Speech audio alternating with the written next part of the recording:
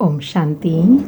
आज 25 मार्च 2025 के प्यारे बाप दादा के अनमोल मधुर महावाक्य। आज की मुरली के सार में बाबा ने माया के प्रभावों से बचने के लिए बहुत ऊंचा नशा दिलाया और कहा सदा स्मृति रहे कि हम बाबा परम पिता परमात्मा के बच्चे मालिक हैं। हम यहाँ आए हैं पिता परमात्मा से मिलन मनाने के लिए, और कहा कि यह बात सदा स्मृति में रहे कि शिव बाबा हमारा बाप भी है, टीचर भी है, सतगुरु भी है। वह आकर हमें ऊंच ते ऊंच पढ़ाई पढ़ाकर ऊंच ते ऊंच वर्षे का मालिक बनाते हैं। यह स्मृति रहने से माया कभी तंग नहीं करेंगी। और नशे में रहने के लिए दूसरी स्मृति दिलाई कि हम निराकार आत्माओं को पढ़ाने वाला निराकार बाप हैं। वह हम आत्माओं का बाप हैं। यह सदैव बुद्धि में सिमरण होता रहे तो भी खुशी का पारा चढ़ा रहेगा। यह भूलने से फिर माया तंग करती है।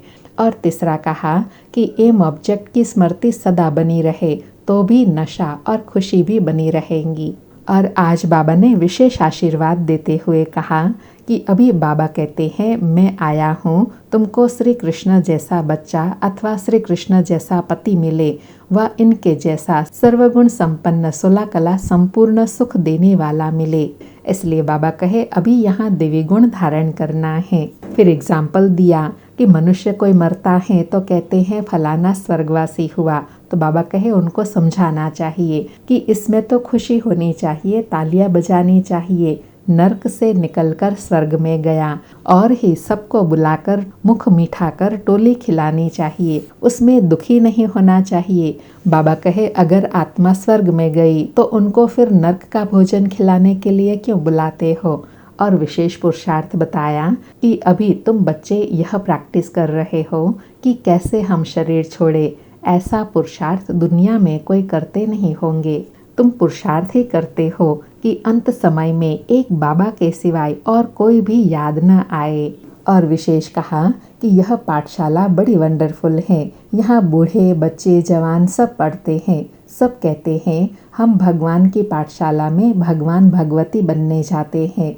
और वंडरफुल बात है कि सबकी पढ़ाई भी एक जैसी है, सबका लक्ष्य भी एक जैसा है और सब पढ़ते भी एक साथ ही है।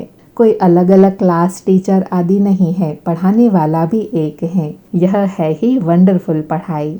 फिर बाप समान बन सेवा करने के लिए कहा कि अभी स्वयं भगवान आकर हमें पढ़ाते हैं तो हम आत्मा अपने में ज्ञान के दिव्य गुणों के संस्कार भरते जाते हैं। बाबा जो हमें अभी संगम पर सिखलाते हैं हमको फिर औरों को सिखलाना है। जो बाबा में गुण है, ज्ञान का सागर, सुख का सागर, ऐसे बच्चों को भी बाप समान बनना है, सबको सुख देना है। मनसा वाचा कर्मणा किसी को भी दुख नहीं देना है।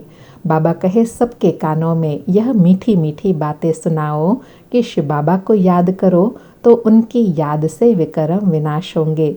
और बाबा कहे यह संदेश सबको देना है जो अंत में कोई यह ना कहे कि ओहो प्रभु तेरी लीला अपरम अपार, हम आपकी गति सदगति की लीला को समझ नहीं पाए। बाबा कहे सबको दुख से छुड़ाई सुख धाम शांति धाम में जाने का रास्ता बताना है। फिर विशेष कहा कि सबसे बुद्धि योग निकाल, एक बाप से बुद्धि योग जोड़ना है, इसमें ही मेहनत है, इसमें जीते जी मरने का पुरुषार्थ करना है। बाबा कहे गृहस्थ व्यवहार में भल रहो, सबसे बातचीत करो, उनसे भी रिश्ता भल निभाओ, तोड़ निभाओ। लेकिन बाबा कहते हैं चैरिटी बिगिंस एट होम। अगर लौकिक से रिश्ता नहीं रखेंगे तो उनका उद्धार व उनका कल्याण कैसे करेंगे, उनको बाबा का परिचय कैसे देंगे। इसलिए बाबा कहे लौकिक अलौकिक दोनों तरफ तोड़ निभाना है। फिर कहा कि 21 जन्म के लिए बेहद सुख का स्वर्ग का वर्षा लेने के लिए एक बाप की श्रीमत पर चलना है, बाप की याद से सतो प्रधान बनना है। बाबा कहे 63 जन्म की जो कट चढ़ी हुई है वह इस एक जन्म में ही उतारनी है और कोई तकलीफ नहीं। और विशेष कहा कि ब्रह्मा बाबा है हुसैन का घोड़ा, शिव बाबा का रथ, तुम सबको उनके द्वारा हसीन बनाते हैं। फिर बहुत गुह्य प्रश्न पूछते हुए कहा कि बाप सर्वशक्तिमान है या ड्रामा, तो बाबा कहे ड्रामा है। फिर उनमें जो एक्टर्स हैं जो पार्ट बजाते हैं उनमें सर्वशक्तिमान कौन है, शिव बाबा। फिर है नंबरवार, और लास्ट में अथवा सांत्वना देते हुए कहा कि बच्चे बाबा को घड़ी घड़ी लिखते हैं, बाबा हम याद भूल जाते हैं, उदास हो जाते हैं। तो बाबा कहे, अरे मैं तुमको स्वर्ग का मालिक बनाने आया हूँ, फिर तुम उदास क्यों होते हो? मेहनत तो करनी है, पवित्र बनना है, ऐसे ही तो राज तिलक नहीं मिलेगा ना। आपे ही अपने को राज तिलक देने के लायक बनाना है। ज्ञान और योग से एक बाप को याद करते रहो तो तुम आपे ही राज तिलक के लायक बन जाएंगे। बाबा कहे, सदा बुद्धि में रहे, शिव बाबा हमारा स्वीट बाप, स्वीट टीचर, स्वीट सतगुरु हैं। वह हमको भी बहुत स्वीट बनाते हैं। सुनते हैं प्यारे बाबा के मधुर महावाक्य। आज बाबा कहे, मीठे बच्चे, तुम बाप के बच्चे मालिक हो। तुमने कोई बाप के पास शरण नहीं ली है। बच्चा कभी बाप की शरण में नहीं जाता। आज मुरली से प्रश्न है, किस बात का सदा सिमरण होता रहे तो माया तंग नहीं करेंगी? किस बात का सदा सिमरण होता रहे तो माया तंग नहीं करेंगी? उत्तर में बाबा कहे, हम बाप के पास आए हैं, वह हमारा बाप भी है, शिक्षक भी है, सतगुरु भी है, परंतु है निराकार। हम निराकारी आत्माओं को पढ़ाने वाला निराकार बाबा है। यह बुद्धि में सिमरण रहे तो खुशी का पारा चढ़ा रहेगा, फिर माया तंग नहीं करेंगी। सारी मुरली से धारणा के लिए सार हैं। पहला पॉइंट, बाइस्कोप, सिनेमा, हॉल में जाने का रास्ता है, इसलिए बाइस्कोप नहीं देखना है।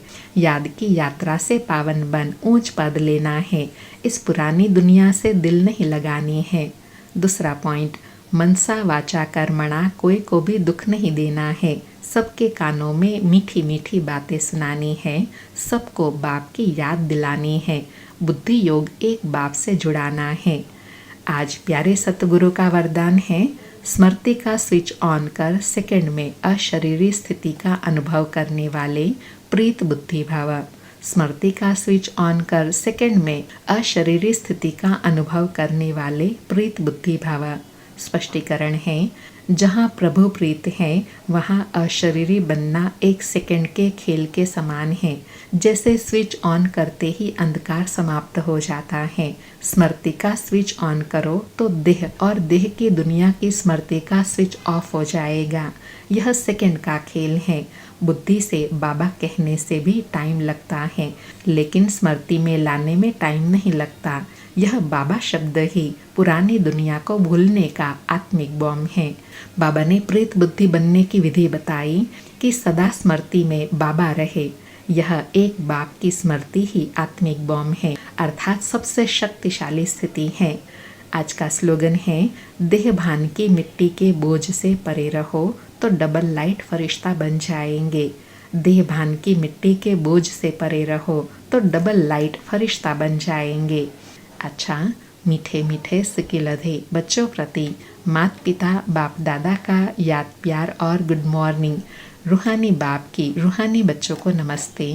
हम रूहानी बच्चों की रूहानी माता पिता बाप दादा को याद प्यार, गुड मॉर्निंग और नमस्ते नमस्ते।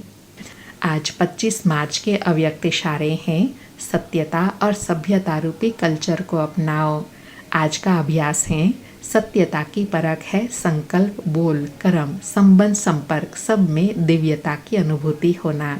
कोई कहते हैं मैं तो सदा सच बोलता हूँ, लेकिन बोल व कर्म में अगर दिव्यता नहीं है तो दूसरे को आपका सच सच नहीं लगेगा। इसलिए सत्यता की शक्ति से दिव्यता को धारण करो। कुछ भी सहन करना पड़े, घबराओ नहीं। सत्य समय पर स्वयं सिद्ध होगा।